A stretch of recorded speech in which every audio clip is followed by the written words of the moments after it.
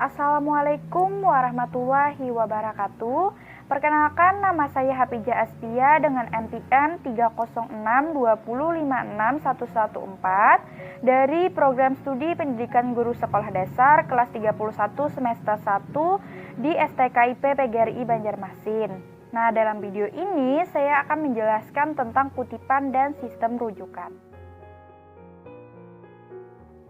Kutipan merupakan sebuah peminjaman atas kalimat atau pendapat seseorang dari seorang pengarang ataupun seorang yang sangat terkenal, baik itu di dalam buku, surat kabar, majalah, ataupun media elektronik.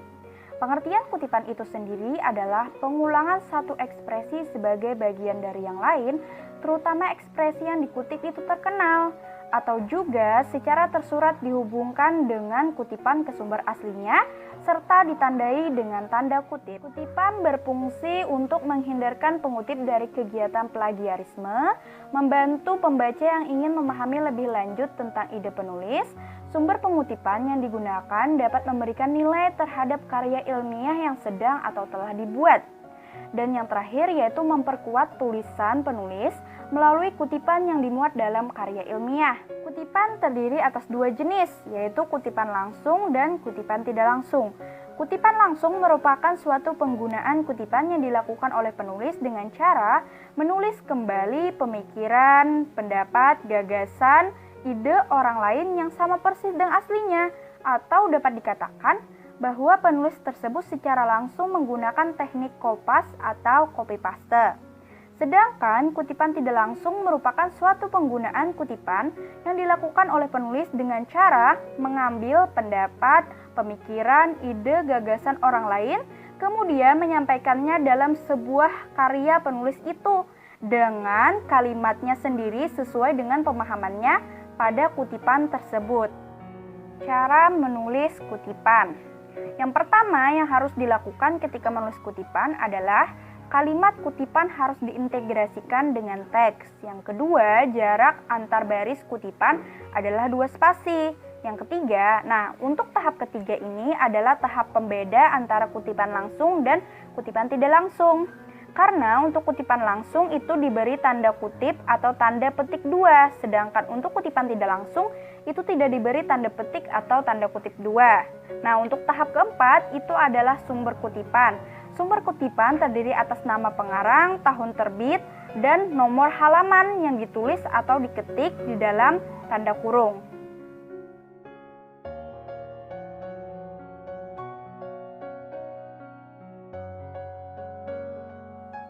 Yang dimaksud sistem rujukan di sini adalah dalam konteks penulisan karya ilmiah, yaitu sebuah sistem yang digunakan sebagai referensi atau sumber dari seorang penulis untuk menyatakan sesuatu dalam karya tulisannya. Sistem rujukan berfungsi memberikan daftar referensi kepada pembaca dan memudahkan pembaca untuk mencari sumber informasi dalam daftar rujukan. Sistem rujukan yang sering digunakan diantaranya yaitu catatan kaki dan catatan belakang. Catatan kaki adalah daftar keterangan khusus yang ditulis di bagian bawah setiap lembar atau akhir bab karangan ilmiah. Catatan kaki biasanya digunakan untuk memberikan keterangan, komentar, dan menjelaskan sumber kutipan. Catatan belakang adalah sistem pengacuan dengan cara menempatkan informasi tentang identitas lengkap suatu sumber rujukan di bagian akhir suatu karya ilmiah.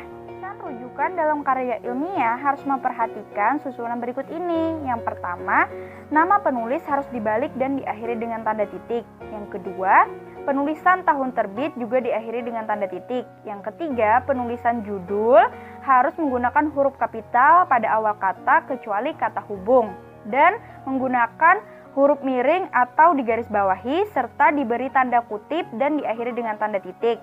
Keempat, itu tergantung karya ilmiah yang dibuat. Apabila karya ilmiah tersebut berbentuk buku, maka tempat penerbit dan nama penerbit dipisahkan dengan tanda titik 2. Namun, jika karya ilmiah tersebut berbentuk skripsi, maka nama kota perguruan tinggi diakhiri dengan tanda titik 2, lalu diikuti dengan nama fakultas yang diakhiri dengan tanda koma, serta nama universitas yang diakhiri dengan tanda titik. Demikian video dari saya, semoga bermanfaat untuk kita semua. Mohon maaf apabila ada kesalahan penulisan atau pengucapan. Wabillahi taufik wal hidayah. Wassalamualaikum warahmatullahi wabarakatuh.